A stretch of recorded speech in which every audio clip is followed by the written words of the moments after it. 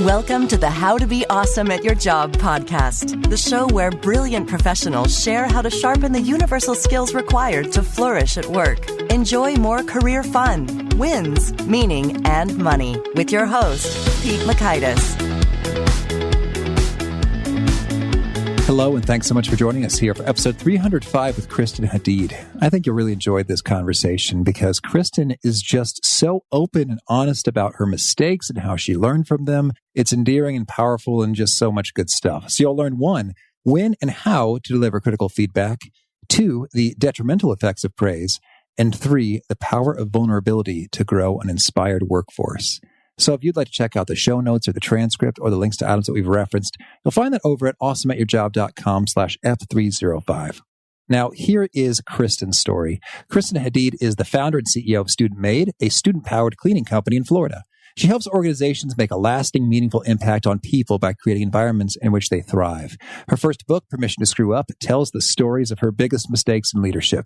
She hopes to inspire other leaders to share their perfectly imperfect stories of success, to empower people with the knowledge that even if they screw up, they can still make it. Kristen and Student Made have been featured in news outlets including PBS, Fox Inc., NBC, Time, and Forbes. Her first TED Talk has received nearly 3 million views on YouTube. So thanks to Kristen for sharing some time with us, and thanks to our sponsors. Check them out. And big thanks to our sponsor, Acorns. Acorns makes it easy to start automatically saving and investing for your future. You don't need a lot of money or expertise to invest with Acorns. In fact, you can get started with just your spare change. Acorns recommends an expert-built portfolio that fits you and your money goals, then automatically invests your money for you. NerdWallet.com, whom I love on these sorts of matters, gives Acorns a whopping 4.7 stars and says, quote, if you want to make the most of your spare change, there's no better place to do that than Acorns. Head to acorns.com/awesome or download the Acorns app to start saving and investing for your future today. And we got a legal disclaimer here. It may not be representative of all clients. Tier 1 compensation provided. Compensation provides an incentive to positively promote Acorns. View important disclosures at acorns.com/awesome. Investing involves risk, including the loss of principal. Please consider your objectives, risk tolerance, and Acorns' fees before investing. Acorns Advisors LLC, Acorns, is an SEC-registered investment advisor. Brokerage services are provided to clients of Acorns by Acorns Securities LLC, member FINRA/SIPC. For more information, visit acorns.com. One sponsor to check out is Harvard Business Review. This brilliant magazine, published at hbr.org, is the leading destination for smart management thinking. Fun fact, HBR has been mentioned in 108 episodes of the show. That's because HBR has great stuff that comes up often. They've got explainer videos, podcasts, real-world case studies, and much more. I think of HBR each night that I put on my special orange glasses. Their article, Will Blue Light Glasses Improve Your Sleep?, revealed that those who wore them reported better sleep and a 7% improvement in work performance as compared to those who wore the sham glasses. So I cite HBR anytime anyone tells me that I look silly wearing them. Now, much of HBR's content is available for free when you sign up at their site. Subscriptions that get you unlimited content cost $10 a month. If you visit hbr.org/subscriptions and enter the promo code AWESOME, you can save 10% off of that subscription. Again, to save 10% off of your HBR subscription, go to www.hbr.org/subscriptions and enter the promo code AWESOME. Here is Kristen. Kristen, thanks so much for joining us here on the How to Be Awesome at Your Job podcast. Thank you for having me. Oh, I think we're going to have so much fun here. And first, I want to hear the tale. I understand that one time you actually cleaned Tim Tebow's house while in college. And did you bump into him? You didn't know who he was? What's the story here? So I am the worst Gator football fan ever. I went to the University of Florida, which, is a big school, cares about football. And yes, I cleaned Tim Tebow's apartment several times, and I did not even know it was him. So he's a student there. He was a student, yes. And that was when he was, we won the national championship. I mean, I should have known who he was, but nope, no clue. Well, so he's living large, college student, having someone clean his house. Yeah, I'd say so. That's right. They treat the athletes well. There's probably like a stipend for that or something. Yeah. That's a good time. Well, I'm so excited to dig into this conversation. We're going to talk a lot about mistakes and learning and screwing up. And in a way, it's kind of meta because, boy, well, so you and I, we know each other through our agency for speaking at college campuses. Campus Speak, shout out. Yeah. Hey. And so it's been a lot of fun chatting with you there. And then way back in 2013, you also joined me on the Student Leadership Podcast. Oh, yeah. Yeah, I know. I kind of forgot too. It was some years ago. And so talk about mistakes. I made a lot of mistakes with that first podcast. It never really, it never really took off, but I learned so much from them. And so I think we're going to have a better conversation this time around, and it'll reach about 100 times as many people. There you go. Love it. For show. So let's orient us a little bit. The Student Made, what's your company all about? Sure. So I definitely was not one of those kids that came out of the womb saying, I want to be a CEO one day. I want to start a company. Now, I was super lost in college, changed my major 9 times, finally ended up with finance because I'd heard that you could make a lot of money working on Wall Street. I didn't even know what that meant, but I thought I could figure that out because to me at the time, success was about making a lot of money. And I used to go to the mall all the time when I was in college and window shop because I could not afford to buy anything. And I just so happened to go to the mall this one day. I fell in love with a pair of jeans that I could not afford. And it sounds so silly, but my company started because of this pair of jeans. They were $99. And I thought, what is something I can do to just make $99 and buy this pair of jeans and just call it a day? And my first idea was to put an ad on Craigslist to clean someone's house. And a woman hired me. It was a disaster. Oh my, how so? Well, I had no idea how to clean. And she had a mansion. And I told her it would take me 2 hours. I didn't have any supplies. I mean, I only had like a sponge and a bottle of Windex to clean this 4,000 square foot house. And it took me 7 hours. And I wasn't even done at the 7-hour mark. It was just, she was like, you need to leave because it was dark outside and she'd already put her kids to bed. It was a disaster, but she paid me. And then I bought the jeans, and then she actually called me back and said, I really need help. And she joked and said she could teach me how to clean. And so that's how the whole thing started. I cleaned her house every week. She told her friends about me. I forgot to take the ad down off of Craigslist. And then in college, as every year I gained more clients, but I never thought this would be my career. So the turning point really happened right before my senior year. I got this big contract to clean hundreds of empty apartments. And so it was just you at this point. It was just me. Maybe I had a couple people helping me, but it wasn't a serious business. This was just like a side gig. So I get this contract. It's 800 and something apartments. They're filthy. I hire 60 people to help me with the work. And these are all college students who I hired. I have no idea how to lead a team of people. I don't have any real business experience. So I have no idea what I'm doing. I'm a terrible leader. A couple days into the contract, 45 of the 60 people just walk in and quit, like on the spot at the same time. So it was like in unison, like a group meeting, or how did it? It should have been the movie. It was, yes. It was like I was sitting in this air-conditioned clubhouse in the middle of the complex with my feet propped up, eating a Caesar salad. Right before they walked in, I remember thinking to myself, this is so easy. Maybe I could be an entrepreneur. I like this, because I was doing nothing. I was just sitting in this room doing nothing. And they walk in and I know something's wrong because they're whispering and I can hear someone saying, do it, do it, do it. And so I know in my gut something really serious is about to happen. And then one just stood forward and she said, we quit. And I remember, I was so shocked. I couldn't even process what had just happened. And it's so funny to me that I had no clue. I remember thinking, why are they leaving? But now looking back, no, of course they wanted to leave. And the work was absolutely horrible. You're cleaning empty, filthy college apartments. And then you have this leader who doesn't seem to care about you at all, who's sitting in the air conditioning with her feet propped up, eating lunch and scrolling Facebook. Of course you want to quit. Oh, understood. So was there like a speech, or did they lay out their grievances, or they just said, we quit? And then it's done. We quit. And they turned around and they walked out. And I was shocked. Then it turned to anger. I was thinking, how could they do this? I'm paying them. And there was so much work to do. And I only had 15 people left. So I ran and I found those people and I told them what happened. And they weren't really surprised. And I said, well, what can you help me figure this out? We have to get them back. And so I think they wanted to help me because it sounded more fun than cleaning, not because they really wanted to help me. But like, this is a juicy drama. I want to be part of this. Then someone had this idea to call an emergency meeting at my house that same night. And that the way we would get everyone there is by promising them an early paycheck, because the way that it was is you'd have to wait the whole 3 weeks to get your paycheck. But if they came to this meeting that night, they would get it that night. It was a great idea. Everyone showed up.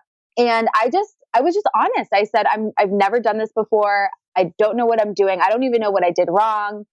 And I was honest about how scared I was, that we had all this work, that I didn't know how we would get it done. And I think I became a human to them. And I think they realized that I was a good person. I just didn't know how to be a leader. And so one kind of said, oh, I'll come back. And then it was a domino effect. Another was coming back. And then next thing you know, they're all coming back. And I always say that changed the trajectory of my life because it made me really obsessed with learning how to be a better leader.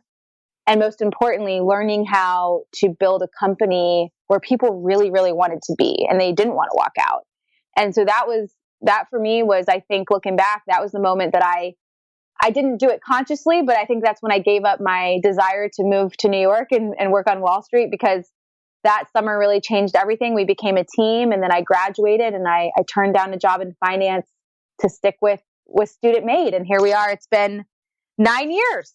That's so cool. And congratulations to you. And so you share these tales and these lessons learned in your book, Permission to Screw Up. Why that title? So it's pretty funny. I always wanted to write a book, but I never knew what I wanted to write about. And the way I got my book contract was kind of a backwards way. I was giving a talk. My publisher was in the audience. And I just so happened to be speaking about millennials at that event. And so my publisher says, I want you to write a book. And I started writing about millennials because I thought that's what he wanted me to write about. That's what I had just spoken about. And when I finished the book, I didn't like it because I didn't actually finish it. Halfway through, I said, this is not, everything I'm writing about applies to all people, not just millennials. So I threw that version away. And then I started to write about Student Made and just the journey of leadership. And it was empty. And I went to dinner with a friend who's written several really great books. And I asked him, I said, how do you know when you're writing the right book? And he said, in my experience, the right book is the one that's really, really hard to write. And so I thought about that. And the book I was writing was not hard. And so I changed my thinking to what would make it hard. And that's when I realized that I was writing about all the lessons I had learned, but I wasn't talking about what it took to learn them. So yeah, I know the importance of empowering people, but I only know that because I micromanage people and people quit. I know the importance of building a relationship that's real and meaningful with your people, but only because I had superficial relationships that did not lead to trust and loyalty. And so I wrote about the how I learned it part, which was not fun. And some of the stories I wrote about paint me in a light that I don't really want to be painted in, but it's the truth and it's how I learned. And so the title, Permission to Screw Up, it's about giving yourself permission. Like, you don't need it from anybody else. You don't have to be perfect. Give yourself permission to screw up and to be human.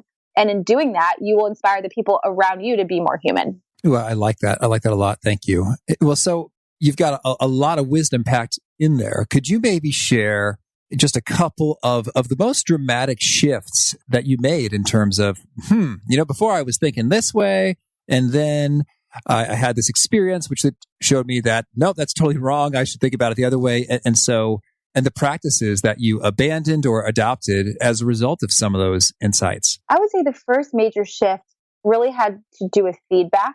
Because 45 people quit on me, I was really afraid to give critical feedback to people because I thought it would make them quit. And I was the kind of leader who would recognize people every day and for things that really didn't deserve, recognition. Like, thank you for being on time today, but that's their job. You're supposed to be on time.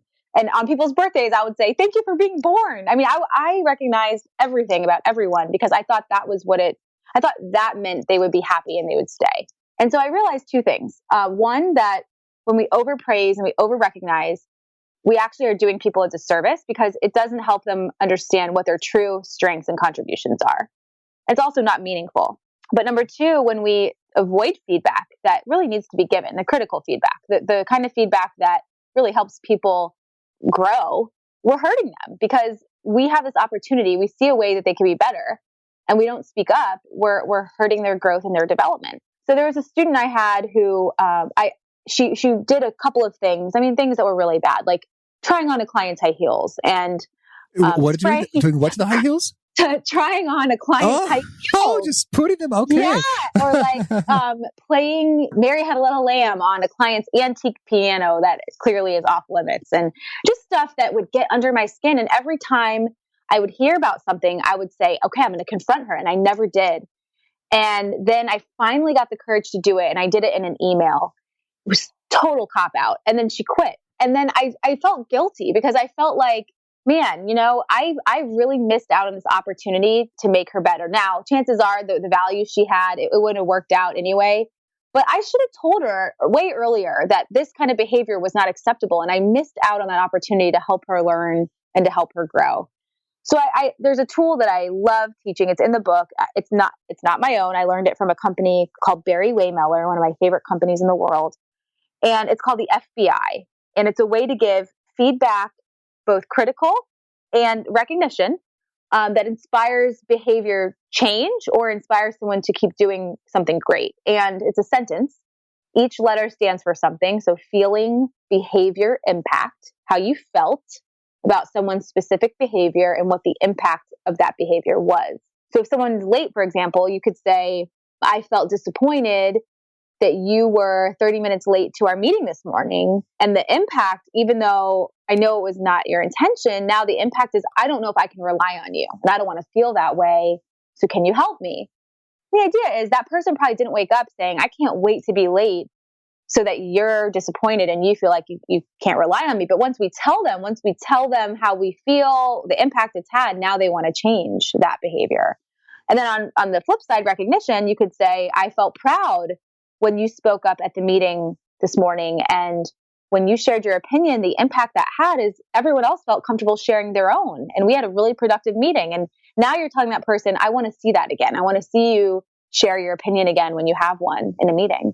I love the FBI now. In my company, every single person on our team, that's one of the first things they learn, even before they learn how to dust and vacuum. So we're big on the FBI. The second thing I would say is about, when is it time to give up?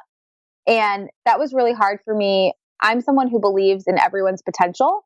And I think it's really hard to, when you're programmed that way, when is it time to walk away from someone?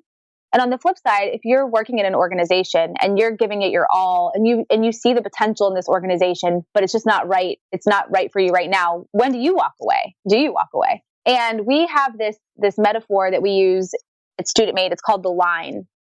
And it symbolizes what it takes for the relationship to really work. And what we say is the leadership team, the executive team, we're going to stand at this line every day. And what that means is we are going to invest in you, care about you, give you feedback to help you grow, support you, stand by you when you fail.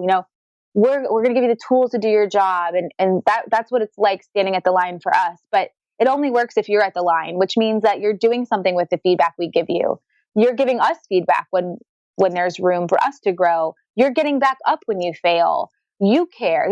What I've learned in this whole thing is you can't make someone care. You can't make someone change. You can't make someone anything. They have to want it. So if you are standing at the line, whether you are leading a team of people, whether you're not, but if you're at the line and you're by yourself, I think that's how you know when it's time to walk away, because you can't force that other party to stand at the line with you. They have to want to do that. Understood. And so then it sounds like you've had some experiences then when others are not standing at the line and they've needed to be let go. Yes. So there was a student we had many years ago. Her name was Kayla. And Kayla, she was the best cleaner we had ever seen. I mean, you could eat off the floor after she cleaned it. And when I met her, I learned early on that she had a really rocky home life. She was the first person in her family to go to school. She was fully supporting herself. She came from physical and emotional abuse and made it very clear that Student Made was like her family. So I made a vow to myself that I was going to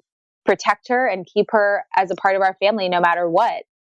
And the problem was Kayla had a real issue with being on time. She was late very often. And it wasn't just 5 minutes late, 10 minutes late. Sometimes it would be 45 minutes late. And so I really struggled with, here's this person. I know she's struggling in her personal life and that we mean a lot to her. She's also a really fantastic cleaner, but yet she can't be on time. What do I do? And it started to cause a lot of tension on the team because other leaders in the company would say, this isn't fair. We're requiring everyone else to be on time. So we have to hold her to the same standard. Well, what I ended up doing with her is I made exception after exception after exception. And it got so bad that she started to not show up to work. And so then I just had her cleaning my own house because I didn't want her actions to impact anyone else. Long story short, I found out that she had a substance abuse problem and she really needed to go and get help for that. And so I had to eventually walk away from her, and she went to a rehab center and she got better. And then after that, she called me out of the blue one day and she thanked me for giving up on her. And I thought, wait, what? And it was the first time anyone ever thanked me for giving up on them. And she said, had you not walked away from me, I would have never hit rock bottom and I would have never wanted to take ownership over my life. So I realized that you can't keep giving people chance after chance after chance. They have to want to change. They have to be open to that. They have to be ready for that. And so that experience really, really helped me. And it made me realize that sometimes the best thing you can do for someone, and even the best thing you can do for an organization, is to say, I'm walking away, because that's when the other party decides, I need to change something here. Understood. And I imagine there are other occasions, maybe less dramatic, in which folks aren't living up to the line as well. Oh, of course. I mean, yeah. And I think the key is, it should never be a surprise to someone when they're being asked to leave. This should not be coming out of the blue here. It's okay. We've talked about this. We've made a self-improvement plan. We've identified what happens if the plan doesn't work. And now we're here. And so what we find in our company now is that people we usually don't have to ask anyone to leave. They come forward and say, look, I know we had this agreement for this plan. I didn't do my part. And so now I know that I have to walk away. Yeah, that's powerful. And I guess I'm so intrigued by some organizations in which there are some that have a really strong performance culture and expectations and clarity and folks who just clearly need to go and go. And then others that just sort of seem terrified of lawsuits and their hideouts and stowaways and just severely underperforming folks who remain and there is no termination just out of a terror of lawsuits. What's your take on that? Have you had to deal with lawsuit issues, or it's just been pretty smooth? Or how do you think about the risk liability side of it all? Well, I'll just say this. You name what could happen in a business, I have been there. I got the t-shirt, I've done it all, been through it all. But I think when you're operating out of fear, that's a problem. The route that I take is, let's never get to that point where there is fear. So I think it starts at the beginning. Are you hiring people who really embody the values? And then do your people feel empowered to speak up when they notice that there's someone on the team who isn't living the values? And how can you make sure that those people aren't really a part of the company for too long? And then, like I said, the feedback should be regular. It should be ongoing. It should never be a surprise that this person is letting the team down. But yeah, I think you have to, if there's someone who is not standing at the line, or they're hurting the organization, they're hurting the team, they aren't ethical, they're not living the values, they have to go. And your fear of a lawsuit or whatever it may be cannot trump that, because the message you're sending to everyone else in the company is actually the values that we say are so important aren't that important, because we're letting this person stay on the team. And so you have been sued. Oh yeah. I mean, yeah. But the story I think of in that, when you said that, there was someone I had on the team who I knew was stealing. People had come forward and told me, and I was afraid of her. I was afraid that if I confronted her, she would sue me, which is so backwards, because it's like she was stealing from the company. Oh my goodness, what am I afraid? But I let her stay on the team. I was afraid to confront her. And the way that she was stealing, she was adding time to her payroll. So she was exaggerating her hours. And what ended up happening is she would go to newer people who didn't really, who were just brand new, and she would kind of bully them into lying about their hours so that their hours would match hers. Oh, because they're partners, right? Yes, they're partners. The toxicity spread to so many people. So many people exaggerated their hours. I ended up having to let them all go. Had I just dealt with the problem the first time I heard of it, it would have never grown into that. But that was a huge mistake I made, and it cost. And then all the people who came forward and said this is happening, and then they watched me do nothing about it, I ended up losing those people because they didn't want to work with a company where the values and everything we said we stood for, we actually didn't. I think you just have to treat people like, you have to care about people, and you have to treat them with respect, and you have to treat them the way you'd want to be treated. And if you do that, yes, sometimes things get ugly and people are hurt, but I try to look past that and think about, like, what's the real root of this? I mean, every time where there has been something where someone's come back to the company, it's because they were hurt. They didn't feel cared for. They didn't feel valued. And that's what made them take this action. And so I think we just learned a lot from those situations. And sometimes it's not related to me. Sometimes it's related to someone who maybe was their leader and they didn't make them feel valued and cared for. So it's really hard when you're in this position of leadership. And I think it's really hard to learn the dance between holding people accountable and really making them feel cared for and valued. And until you figure out what that balance is, you're going to mess up.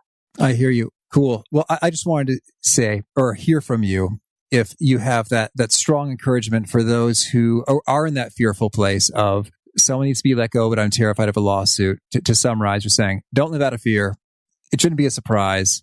And you're saying it's absolutely worth it to live out the values and experience some consequences because you really come out ahead. Yeah.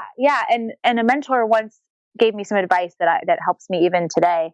Whenever I'm afraid of something, I think about what is the worst that could happen. And I just wrap my mind around what's the worst case scenario. And then I think about, well, what would I do if that happened? And now all of a sudden I'm not worried because I've thought about the worst case. I know what I'll do. And how many times does the worst case actually happen? Hardly ever. Excellent. Oh, cool. Well, so give us some more pro tips when it comes to cultivating meaningful relationships. You said you used to host parties, but that wasn't quite doing the trick. What is doing the trick? Yeah, I think, I used to think relationships were about just being together. When I started the company, I was the same age as my team. I had a graduation party and I invited them over and we would go to the same pool parties and this and that. And at the end of the day, our relationships were superficial. I mean, we were talking about what we were doing over the weekend or what our plans were for summer vacation. It wasn't really about anything with any kind of depth. And over time, I learned that if you really want meaningful relationships, you have to know people deeply. You have to know where they come from. You have to know the experiences that really shape them and the moments in their life that really define who they are. And the only way you know is by asking and sharing yourself and being vulnerable yourself. So we do regular exercises at Student Made. It's called Development Day. Every quarter, we bring our whole company together. And we always start with 3 vulnerability questions. And the leadership team will answer the questions in front of the whole room. And then everyone splits off into different teams and they answer the questions amongst their team. So examples are, what is the most challenging relationship in your life and why? Or what's a moment that really defined who you are that you haven't shared with many people? Or what's one thing that's preventing you from becoming a better you that you're not doing that you should be doing? Things that really are hard to talk about, but that when you do, you actually form a connection. You actually build trust. And a lot of people look at that and they say, wait a minute, this is a little too weird for work and you're crossing the line. And we never force anyone to share anything they don't want to share. So I'll say that. But I think it's so crazy because we spend most of our time at work and with the people we work with. And yet we are afraid of crossing this line and forming a real relationship. Well, I don't want to work with people who I don't really enjoy working with, who I don't have high sense of trust with. And, what is that? And I think if we really want to create a place where there's loyalty and trust, we have to create the space for those conversations to happen. So we do that. That's a huge, huge component of Student Made. And I think it's the reason that people want to work for a cleaning company because it's certainly not the work that's keeping them there. Right. Well, that is powerful. The vulnerability questions, which immediately makes me think of Brene Brown. And then to start with the leadership and front and center is powerful because it's kind of like, we're not just forcing you to do this, worker bees. Here we are showing the way and putting that example out there. And I guess the reason that folks are leaders is because they knew what they were getting into, up front, is that this is a part of the game. And as opposed to, it might be a little bit trickier to spring that on people. Hey, for tomorrow's meeting, here's kind of what I'm thinking. Yeah, I think you have to explain to, especially when you're doing that, it's what is the purpose of this? Why are we doing this? And what's the end goal? And we always say that relationship is the foundation of accomplishment. Before we can ever talk about accomplishing any goal, we have to have a really strong foundation that's built on trust and real meaningful relationships. And until we have that, we can't talk about our business goals because that, we don't have a foundation to stand on to reach those. Certainly. Well, and I'd imagine it's just like, if you can share those kind of vulnerabilities, I get, now I'm thinking about the movie Dodgeball. If you can dodge a wrench, you can dodge a ball. Yeah. And by that, I mean, if you can say this thing that's hard to say, that doesn't have, direct business impact or feedback about performance, but it's important to you. If you can say that, then in a way that just really kind of builds up your capabilities to have other difficult conversations in terms of, you know what, this performance is really disappointing in these ways, or hey, here's some perspective I have for you on how, I found this challenging or upsetting. It's like an icebreaker that actually breaks ice, I guess, is how I'm thinking about it. Right. Yep. Totally. That's cool. Well, so now, as a result of sort of all this stuff, you've got some impressive retention rates for your workers as compared to, I guess, the cleaning industry at large. Can you share just a little bit of sort of where you're sitting versus the industry norms and any other kind of elements of the secret sauce you think are behind that? Yeah, the cleaning industry has such a high turnover rate. 75% is the average. So that means in 1 year, 75% of a workforce will not be there the next year. Right. All right. And because of that, the customer turnover is also equally high.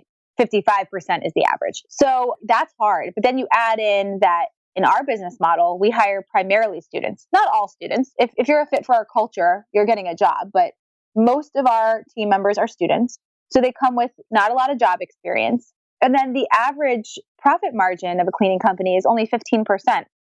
So you can't really afford to pay people much above minimum wage. So you've got hard, exhausting work, can't afford to really train, develop, you don't have a lot for that. And then you have people coming into my business with hardly any experience. It's a huge challenge, but we really evolved early on from being a cleaning company to a company that is centered around growth and leadership. And we always say that our goal is to help our people build this skill set that really will help them be successful after they leave our doors. So everything we're doing is about getting them ready and equipping them with the skills they need to be successful for after they leave us. And because of that, I think people really feel invested in. I know they feel invested in, and they don't want to leave. So while they're cleaning, they're taking courses on things like the FBI and how to find your strengths and articulate them in an interview and how to build meaningful relationships. What is vulnerability? What is empathy? How do you listen? What things should you text about? What things should you talk face to face about? And so we do all of this stuff that doesn't have anything to do with dusting or mopping or vacuuming, but really does help you in your life. And then what happens is people graduate and it's time to move on from the company and they don't want to go because they're like, will I be able to find another company where I'm invested in? And sadly, I think there are a lot of companies that don't do that. And I wish more would. And I dream of the day when every company invests in people like they do the bottom line. But I think the average person stays with us until they leave school. So for some, that may be 4 years. For some, it's 2 years, depending on when they join the team. And it isn't uncommon. Sometimes we have to tell people, you got to go. It's time to go and branch off and go out there and make the mark you want to have on the world.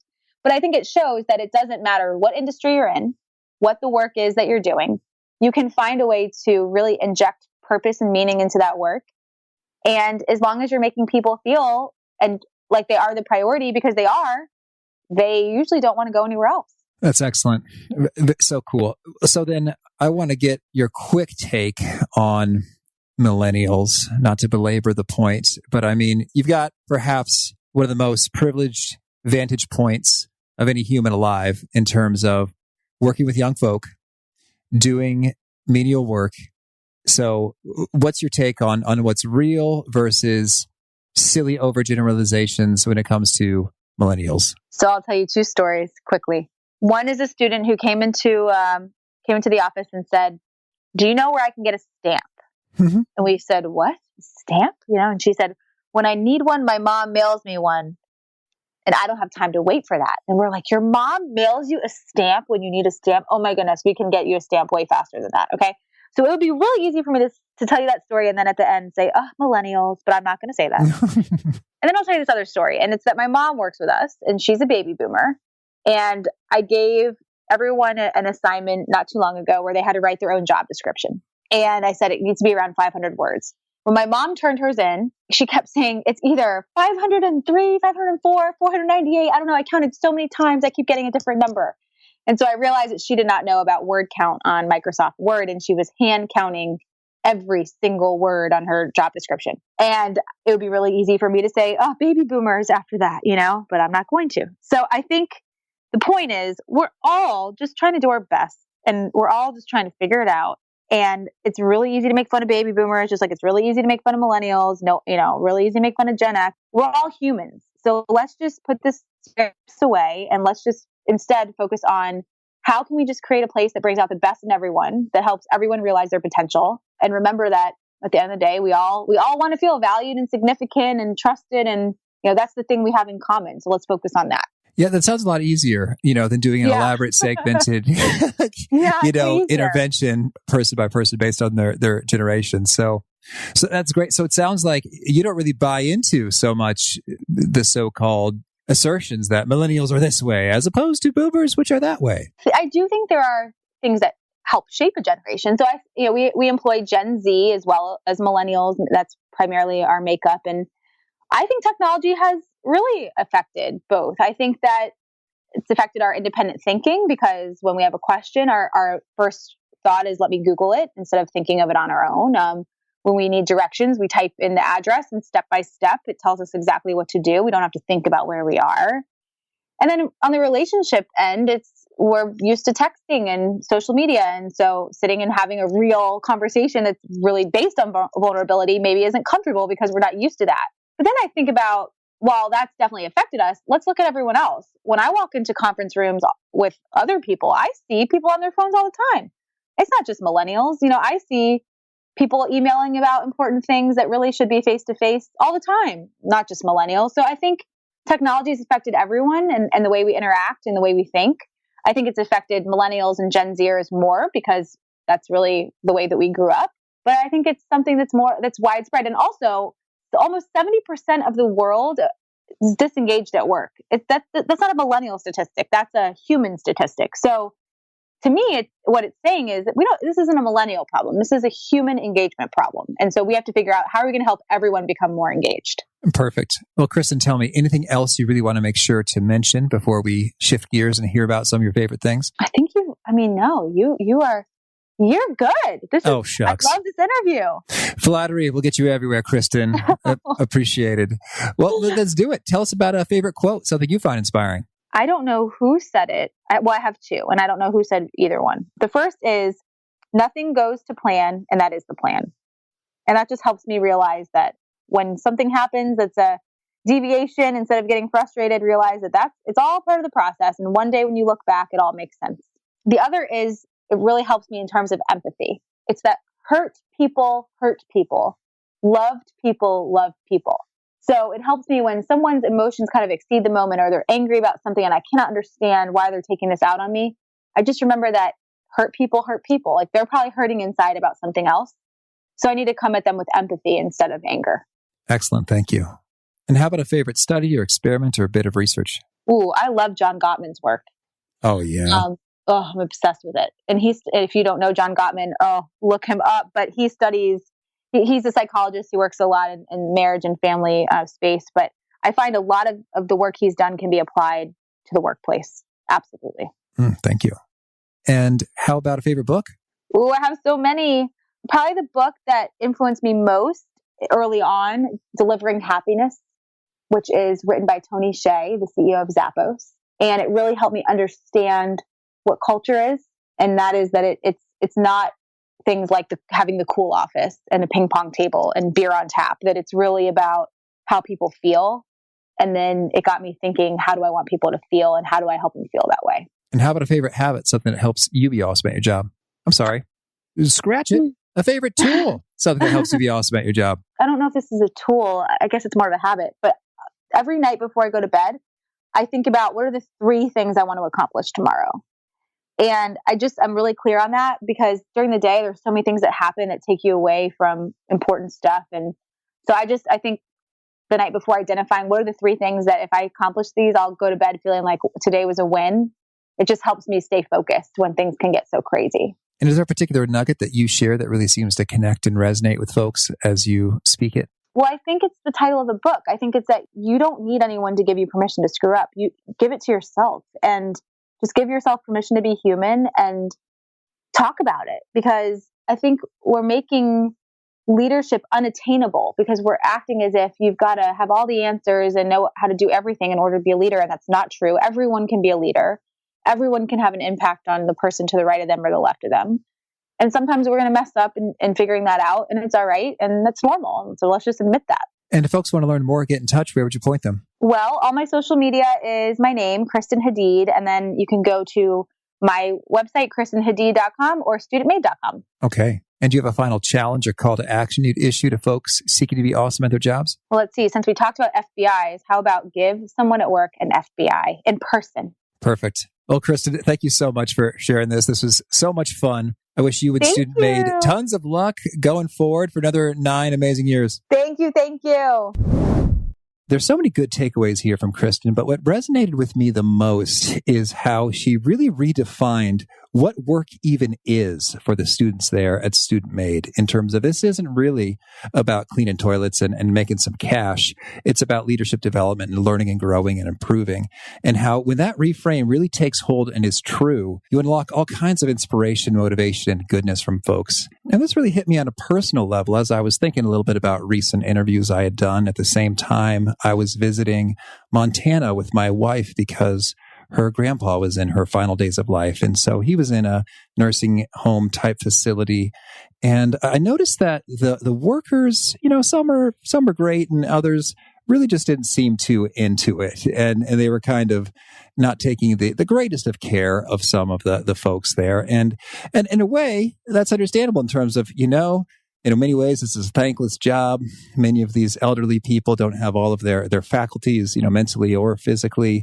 And you're doing some, what might seem to be menial efforts in terms of moving people and wiping bottoms and that sort of thing. And so I think it can really be easy to not dig that job so much. And I wondered, boy, what would be like a Kristen Hadeed style reframe of that work experience? And it might be, you know what?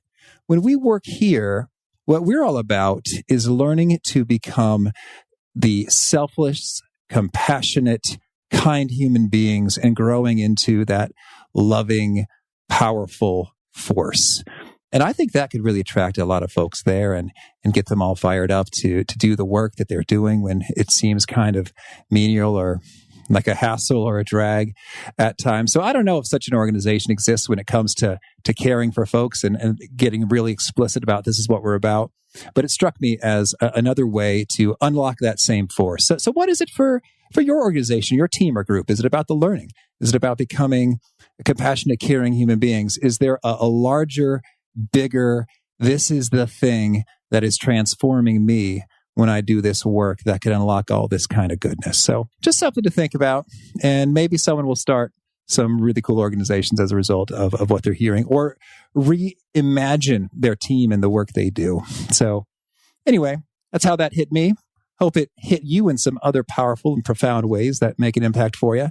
And again, if you want to check out the show notes or the transcript or the links to items that we've referenced, it's over at awesomeatyourjob.com/F305. If you haven't already, I hope you'll push subscribe. You'll hear from our next guest. It is celebrity Dr. Mike Dow, and he has a few pointers for how to unlock all the more energy, brilliance, mental sharpness to flourish at work each day. Hope to catch you there. Peace. Thanks for joining us for today's episode. To get the most out of this conversation, visit awesomeatyourjob.com to find today's show notes, transcript, and infographic summary cheat sheet. For more entertaining professional skill sharpening, be sure to subscribe to catch the next episode of How to Be Awesome at Your Job.